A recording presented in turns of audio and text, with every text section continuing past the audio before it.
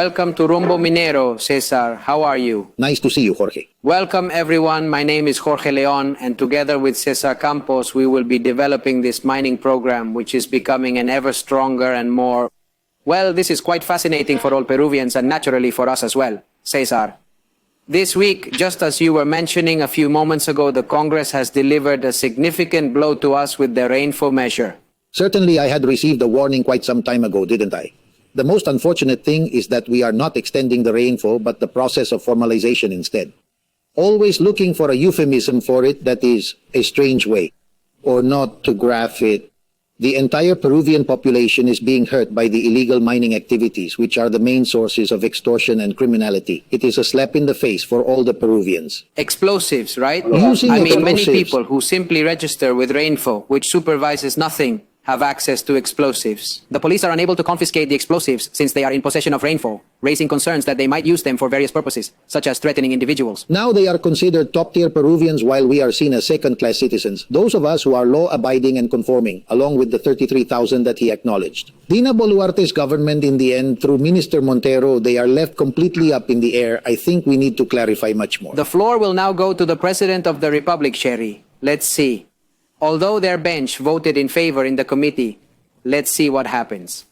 Let's discuss the trending topics with Augusto Álvarez Rodrich, a seasoned economist and journalist. Cesar, do you have any other experts in mind to join the conversation? To Miguel Santillana, who is an economist and consultant, both experts in looking especially at this mining landscape. Prior to bringing in these significant interviews, we will view the weekly report prepared by the Rumbo Minero team. Please proceed. Congress approved extending REINFO until December 31st, 2027. The execution of a mining census has already opened the door for more than 50,000 excluded registrations due to not meeting minimum requirements to operate again. This action signifies a complete regression in the battle against illegal mining, which has already channeled more than $22.8 billion through asset laundering.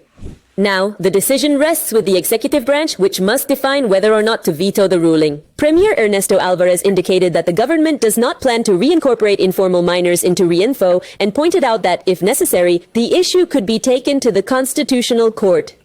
The country needs a clear signal to protect mining formalization. The executive branch bears the duty to establish that direction and ensure it is evident that the campaign against illegal mining permits no retreats. Thank you very much to the Rumbo Minero press team for the special report. Meet Augusto Álvarez Rodrich, an economist and journalist, joining us on Rumbo Minero. Welcome, Augusto, to today's discussion. Thank you for being here. Thank you very much for the invitation. Augusto, well, we have seen these days this of ups and downs, tugs of war, and sides and counterparts in the Energy and Mines Committee of Congress. With President Cutipa, who, well, what he truly wants is, what it appears to be, is that they desire that the discussions on REINFO seem endless. The mention of the MAPE law is constant, yet it never actually makes its way to the discussion table. Valuable time is wasted in this perpetual circle. I believe, in my personal opinion, until the moment arrives, right? When a REINFO has to be approved, which they approve 2 years later. What is your vision of everything that has happened, and how much could it also affect Peru's image? With a REINFO that doesn't work much, right? I am not shocked by this news, as Congress is largely complicit in illegal mining. This activity, which is illegal in nature, is unfortunately supported by Congress with very few exceptions. Well, it's mining linked to organized crime, much of the extortion, the contract killing, what is seen in many places or originates there, and it doesn't surprise me that Congress has continued to be associated as an accomplice to this sector. What surprises me so much is that they approved it in the Energy and Mines Committee, and that they will surely pass it in the plenary session is almost what they have been doing for years. What surprises me a bit, frankly, is that a president like Jerry, who theoretically wants to do things differently, he is so hoarse about the topic of the REINFO. Are we still good for the meeting? Well, time passes, but Pretty quick, don't you think? the Prime Minister, Mr. Ernesto Alvarez, seemed to have a firm stance initially, but his position has since evolved, leading to the transmission of various types of messages that differ from his initial ones. And the Minister of Energy and Mines is missing in action. He can't be found. Where is he? Where? He hasn't shown up. It truly surprises me that a president who claims security is the cornerstone of his entire administration fails to combat the very thing that causes the most insecurity, illegal mining. But surely you don't believe, Augusto, you who are a specialist in political matters, that the president doesn't want to get involved in that lawsuit because of his 50-something%. He gets involved in a dispute, one that he intends to leave for the subsequent administration. Well, if he didn't want to get into the fight, he should have just said this step. I don't want to be president of the republic, let someone else be. That's what he needs to address. But it is also very contradictory that he says the axis of his government is insecurity, and he does not confront the main issue that feeds insecurity. And observing this situation, it is evident that despite the numerous challenges faced during her presidency, Dina Boluarte has shown more effectiveness in tackling illegal mining compared to Mr. Jose Heri. As a matter of fact, they authorized 33,000 REINFOs because the requirements for artisanal and informal miners had already been fulfilled. Who participated in the process convened by the minister? Jorge Montero was the final minister in charge of energy and mines during Dina Boluarte's administration. Augusto, your focus on the topic is truly impressive. In the government, in the executive branch, because Mr. Jose Heri cannot get away with this so quickly, and let me explain. This week, he met with the Petroperu board and calls on them for the same administration, which doesn't seem like it will change, and tells them, we are going to take care of it. I demand that you take care of the environment. Sir, if we were to incorporate the 55,000 informal legal workers who have been left outside of the registry, then clearly that harm to the environment, exclusive zones, archaeological sites will keep being affected. That is the issue that I believe we need to push the government and public opinion to realize.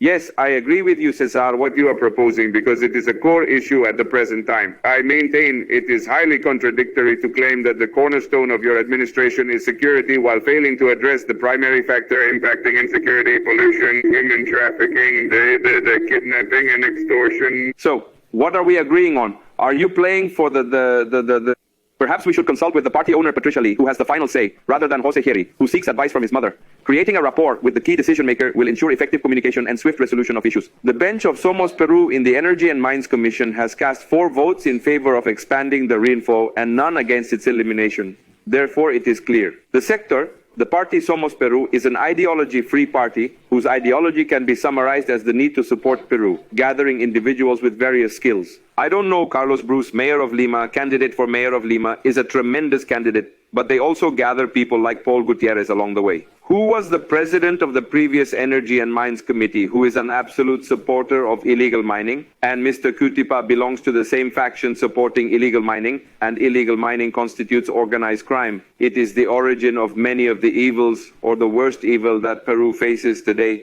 and the President of the Republic, if he cannot confront illegal mining because Mrs. Patricia Lee does not allow him to, because she has a caucus that is compromised with crime and illegal mining, like almost the entire Congress of the Republic, then don't come telling us they are fighting against insecurity. I would like to know where Mr. Jose Heri is, who goes around the police stations, but why doesn't he go to Patas one day to see what is happening? Now, Augusto, please elaborate. This matter must first proceed to the plenary session. The plenary has an opportunity. The congressmen have an opportunity to reject it. If the proposal is accepted, the executive may still choose to reject it in the end. Well, you know, however, it's not set in stone. I have my doubts because the vote was 17, and we have the Fujimori party, which voted in favor. How do you think things are going, for example, in the first part in the plenary session? Bad, because what I see in the Energy and Mines Committee is that Mrs. Patricia Lee Somos Peru party voted 4 in favor, 0 against.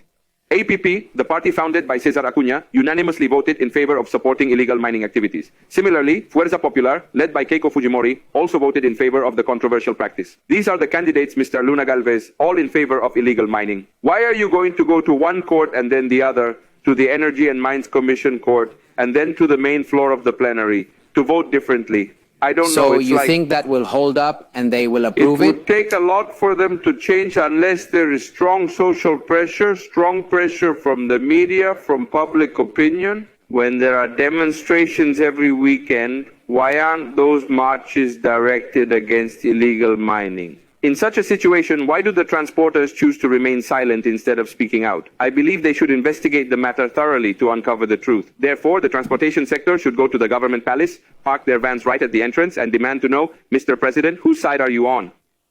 What is the current situation with the state of emergency in Lima? It appears that there is a differentiation between Peruvians, with some being considered first class and others like us, Jorge, being labeled as second-class citizens. The combined informal and illegal miners, yes, they are able to occupy a Banque Avenue and remain there even during a complete state of emergency. That's therefore. right, because the Lima Mayor's party is also supporting illegal mining. So what's going on there? There is money, there are votes, and I would say it is better that they play more cleanly. Once I interviewed Antauro Humala, and at the end of an hour-long interview with him, I told him, hey, I thank you for coming on the show because you've convinced me that I will not be voting for you. And he told me, listen, Augusto, I thank you for saying that, because if you had said you were voting for me, I would have lost 1 million votes from illegal mining. I really appreciate it. Can you repeat that clearly, please, so it is understood? The Antauro Humala case states it clearly. That is another party. Fuerza Popular, APP, Renovación, Somos Peru, Podemos, they managed to evade scrutiny, claiming they combat insecurity, but when it comes down to it, they vote for organized crime. Now,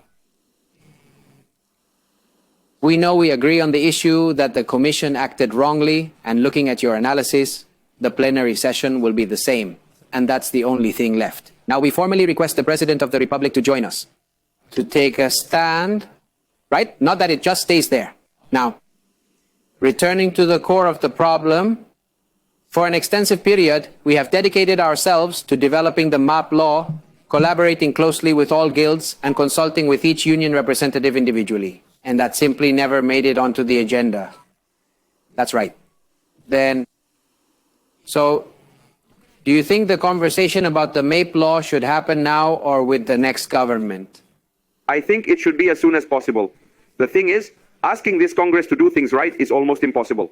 Whatever you give them, they will complicate it because one knows who they are dealing with. It is an extremely corrupt and mediocre Congress, one that is perfectly aligned with the interests of illegal mining operations. I would argue that the illegal mining bloc present in nearly every political party holds the utmost importance in this Congress. It spans across various parliamentary groups exerting significant influence. Those individuals are either employed as salaried workers in illegal mining operations or are waiting to receive funding for re-election campaigns. However, they are completely in agreement with each other. This Congress does not get votes that exceed 60 to 70 votes. But to vote for illegal mining, they managed 90 votes. In light of the ongoing issue of illegal mining and infiltration, how can the public best prepare for the upcoming electoral process?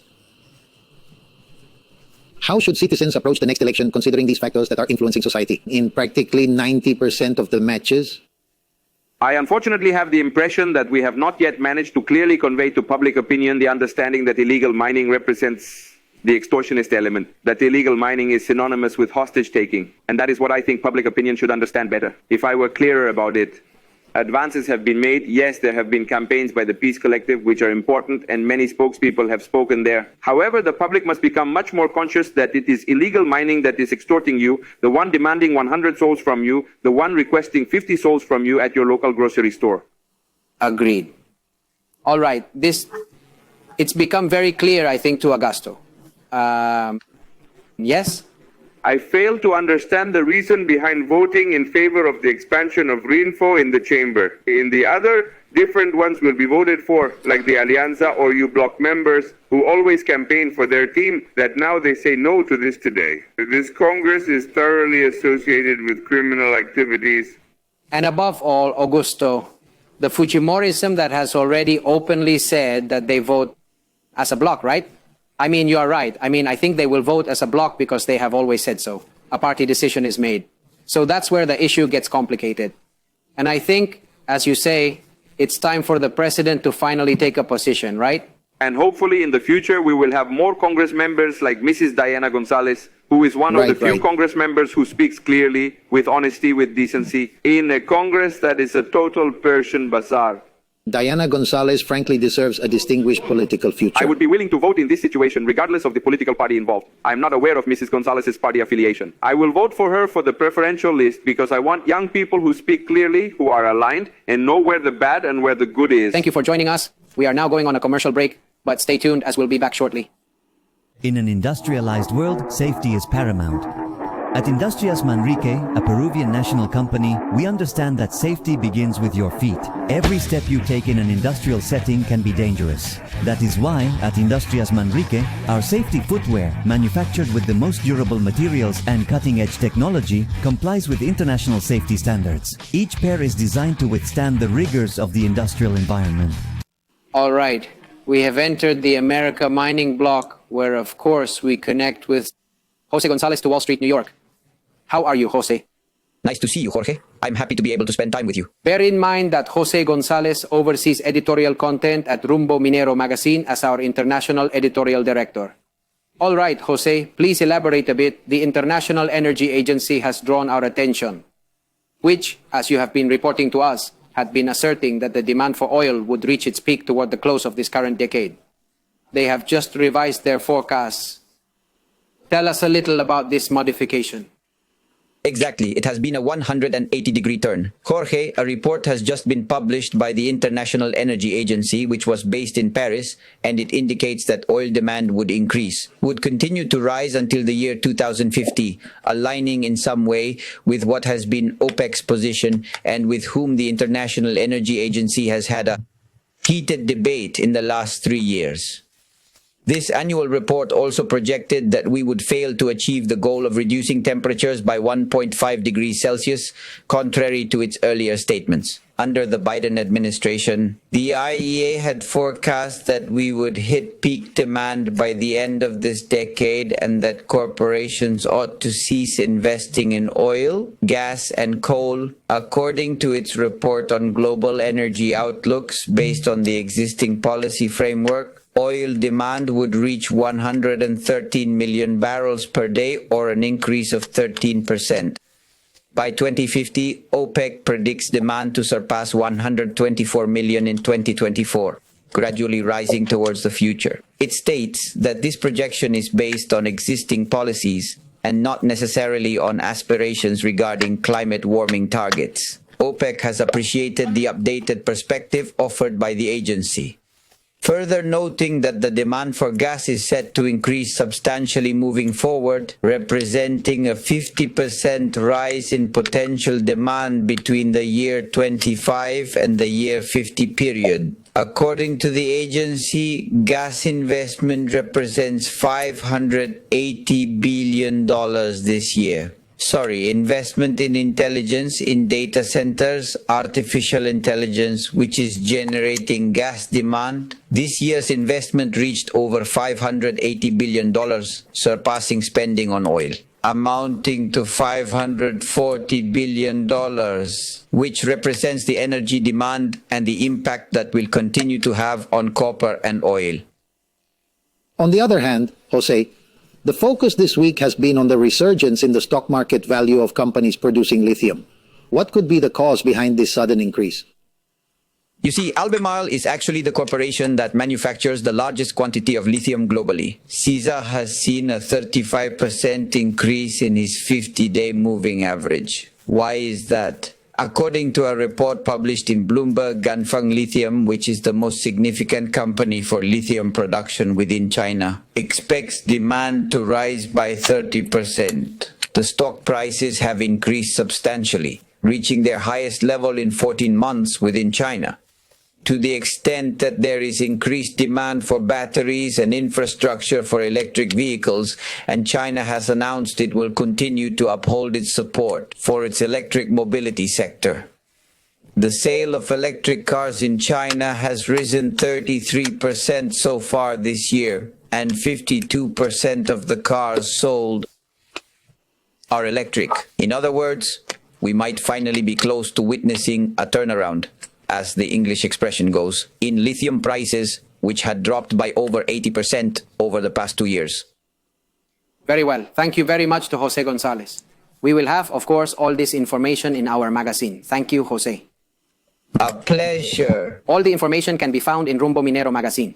For more, check out the website of the leading South American magazine at www.rumbominero.com, which is not only popular in Peru, but across the entire region. And you will be able to access all this information at www.rumbominero at no cost. So now you know, if you are interested in the entire mining topic, This is the most important source of information we have today. And now we are heading into a short commercial pause, after which we will return to the program. Expo Mina Peru returns, the top mining event of 2026, opening September 9th through 11th at Jockey Expo Center. Over 1,380 stands, international delegations, and the latest tech, with purchase intentions over $700 million. Roque Benavides, Executive Chairman of Buenaventura, leads this Expo Mina edition, where the 8th American Mining Summit, chaired by Carlos Castro, along with business meetings and international congresses, partnered with CESCO and the Society of Mining, Metallurgy and Exploration. Suppliers, take note, secure your booth and participate in the leading mining fair of 2026. Invest wisely, invest with the leaders. Find more details at expominaperu.com. Present with us is Miguel Santillana, an economist and consultant who has joined us now. Miguel, how are you? Welcome to Rumbo Minero. Thank you very much for inviting me again after all this time. Miguel, this week we have seen the REINFO matter, which unfortunately, it was already going badly from the Commission and the delays that have occurred. What is your analysis of everything that is happening with REINFO? That there is a lot of money and there are many votes. And based on that, the various blocs have placed their particular interests above the interests of Peru. There is quite a bit of uncertainty in the business sector because generally we say investments can flow and we are going to try to roadshow outdoors and draw them in because we have numerous mining projects valued at $67 billion, and that amount is insufficient as long as this current situation persists, and not just this one, the context of the expansion of illegal mining, but also the full implication that this carries, Miguel, extortion, human trafficking, and the resulting environmental damage. I've been talking about that, and I gave a presentation at Perumin in 2009. I've been talking about the topic since then, and no one saw it. But to what extent do you believe it has deteriorated in your opinion? He's worsened over 5,000% from my 2009 analysis. Absolutely. It was confirmed that more than 500,000 people were involved in this. It is at a national level. There is no department where informal mining does not exist. And the politicians have entered the game since politicians need votes. And if you have a universe of more than 500,000 people who are parents, add that in, 2 children, and the mother, you have 4 votes per candidate. So you have an entire problem where politics has interfered in a technical matter. And from my side, from the opinion of the mining sector, it has been allowed to happen. It has been a long time since the mining sector presented any initiatives. We talked about bureaucracy years ago. When has the mining sector told you, Mr. Prime Minister, let's sit down now to look at these specific issues in the processing? At what time will we be addressing the concerns regarding illegal mining? This is our proposed solution. This is how we can resolve the problem.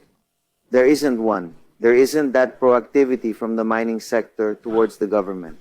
So what is the designated exit point? Do you believe we are free to assign it any name, such as REINFO, MAPE, or anything else? However, what would be, in your opinion, knowing the landscape, so to speak, what would be a real solution for you? Actual. In order to achieve our goal, we need to attract a significant amount of miners. Informal ones become legal because we already know there is also a significant amount that won't become legal. They won't do it because it's not convenient for them. They are unwilling to do so, and there's also crime present. It poses a major issue, but a substantial portion is involved within that specific group. What's going on? Because the governments haven't offered them anything appealing either. They, haven't delivered, that's true, but what is it that's missing? If you ask a miner, a small-scale artisanal miner, to comply with the mining law, he won't be able to do it. What's more, the state institutions are not prepared to process the sheer volume of information they would need to process from so many miners, from so many mining regions. So you must create a fast track in the mining sector with the support from the sector, and to learn from the National Mining Enterprise of Chile, which we have previously exposed here on your program, on your show, which is the state entity. assisting small-scale and artisanal miners in formalizing their operations. That's what's missing. But the Boluarte government, as some analysts correctly point out, although there were several flaws in the mining sector, overall it appears to have performed satisfactorily by initiating the creation of 7 technical roundtables, agreeing on 11 points for the MAPE law that should have been discussed before the extension of the kingdom. And secondly, he determined, located, and mapped 33,000 informal artisanal miners who truly deserve this. Due to the lack of recognition, it is impossible to create this scenario without the continuation of that effort. Well, now look at this. I think it is very difficult in these 8 months we have of transitional government that we see that kind of policy. What the government will attempt to do at this moment is focus on security and ensuring the elections. I don't see it. Advancing further on the topics you mentioned concerning Mrs. Boluarte, A single source, how is it going to determine security if it is feeding exactly everything that is currently a social focus in the country that generates extortion, that generates the greatest crime? so far, they haven't repealed the law that prevents explosives from being removed from criminals. Small-scale miners and artisanal miners are targeted because of the danger posed by their use of dynamite for extortion and explosions. The REINFO makes them easy prey for illegal activities that we have nationwide. Correct. Right now, after exiting Congress, the only remaining branch of government is the executive, correct? Well, what course of action should President Jerry take at this critical juncture? In all honesty, on this particular matter, he appears to be exactly as Cesar described, as Cesar rightly pointed out. Dina Boluarte called for, we could say, the creation of a MAPE law and for all parties to participate. If this happens under his term, in his government, so what should the call be? But as I was telling you, he has very little time available to act. The best course of action would be to try to continue the work Boluarte started with the current ministry. It's the only thing I could do. I don't see that he has the time or the mental space for other things. Now, let's also remember that Mr. Jerry cannot be innocent, that their own political party within the Congressional Committee voted in favor of the renewal of REINFO. This implies that her mother, who is the leader of the Somos Peru party, he instructed his caucus to vote in favor, and he cannot make up the third. And that speaks volumes too. And I appeal to your condition as an analyst not only of economics, but also of politics regarding this disorder, with which we will face the upcoming elections. It's not just about the number of the hopefuls and the candidacies, but rather this rotation and this harmony that exists among the aspirants to parliament who, regardless of being in different political parties, none of them, she has a clear and direct stance against these informal economies. It's just that informal economies generate a lot of money and many votes. Political campaigns require money and votes. And that's why many people, from all backgrounds, both left and right, will accept that illicit money in their campaigns. Why? Because they need it. Ruth Luque expressed her objection. On the Energy Committee, for the approval of this REINFO application, together with Diana Gonzalez. Our time together has come to an end. We appreciate your constant presence with us. Once again, Miguel Santillana reappears after a lengthy absence, and we hope to have you another time. Thanks a lot. All right, next we move to the Mining and Society segment with Iván Arenas. Please proceed. Is formalization in Peru so hard? As you know, there are about 31,000 current REINFOs that are in the process of being formalized. Peru still hasn't finished a very complex process. At the center of that debate is the so-called REINFO, which has also been part of the failure. But the answer to being able to formalize is basically a technical answer. It is not a political or ideological answer. And what is that technical answer based on? Technical? Apparently, everything would indicate that the big technical bottleneck to formalize the more than 31,000 REINFOs in the formalization process is in the Ministry of Energy and Mines, exactly in the Environmental Affairs Directorate. Why is that? Because the Directorate of Environmental Affairs has bureaucratized what is called the Review of Environmental Management Instruments. If regional governments previously required 2 signatures, they now demand 12. That is a 12-fold increase. On top of that, consider that there is a lack of sufficient human capital to handle the workload. Thus, it is entirely possible to achieve this. Within a short period, specifically 6 months, we can comfortably formalize these over 31,000 miners who currently possess valid REINFO status. As I said, they have to debureaucratize, they have to reduce the deadlines to review the environmental tools, and we need to loosen up the situation. A big chance to formalize exists. Extending the REINFO for 2 or 3 years is neither a solution nor will it ever be. The solution is technical, and that implies technical formalization. This means that the MINEM not only does it enhance its abilities, but it also recruits a team, a workforce, a large group of individuals to assess those tools for environmental management. And that can be done rapidly. Coupled with that, with the signing of the exploitation contracts. We will be continuing our discussion on this topic over the upcoming weeks. Thank you. In every mining community, there is inherent talent that we develop through training to ensure readiness on day one. Our continuous training is tailored to meet your specific needs: operability, sustainability, and reputation, all in one. Citimin, your partner in productivity with purpose. In an industrialized world, safety is paramount. At Industrias Manrique, a Peruvian national company, we understand that safety begins with your feet. Every step you take in an industrial area can be dangerous. That is why, at Industrias Manrique, our safety footwear, manufactured with the most durable materials and cutting-edge technology, complies with international safety standards. Every pair is engineered to endure the harshness of the industrial setting.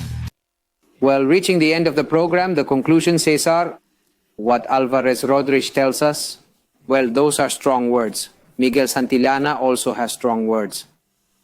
And ours as well, because honestly, there is no way to find any positivity in a topic that is truly, it's a bit disappointing, that in election periods, they are sold to the highest bidder. They openly support something so harmful to their country when they vote for it. I would venture to say they are more than words, they are concepts. One cannot injure common sense or reason, can they? This table is white, this table is white. What we are currently observing that the Congress has accomplished is to extend there is a growing issue of informality and illegality in our nation, creating a divide between citizens who adhere to the law and those who choose to operate outside of it. This two-tiered system is harmful to our society. Formal. Opposing individuals who support the commission of unlawful acts from every direction. That's right, it is. Unfortunately, we have reached this point. Congressman Cutipa's commission has also very skillfully been kicking the MAPE law down the road. Until we archive it, pushing the boundaries to the very last extent right now so that we can implement the REINFO as the sole viable solution. Wouldn't you agree? It will continue to be a focus in addition to extortion affecting sustainability, the environment, archaeological sites, and so on. And so forth, everything that Jorge and numerous other individuals participating in the program have consistently expressed and emphasized time and time again. That's right. Okay. From this platform, we want to express our sincere regret for the current unfortunate situation that is unfolding. A great missed opportunity for the government to sit down with all parties and approve a MAPE law. We end up extending something that is wrong, that has been used, that has been prostituted, like REINFO is. The sale of a REINFO has even appeared on social media. That is, it is sad, it is truly regrettable. Well, I am Jorge Leon, and with Cesar Campos, we developed this program that is not very pleasant for all Peruvians, but we hope that better news arrives for the following week. We await you on this same channel next weekend. Thank you very much.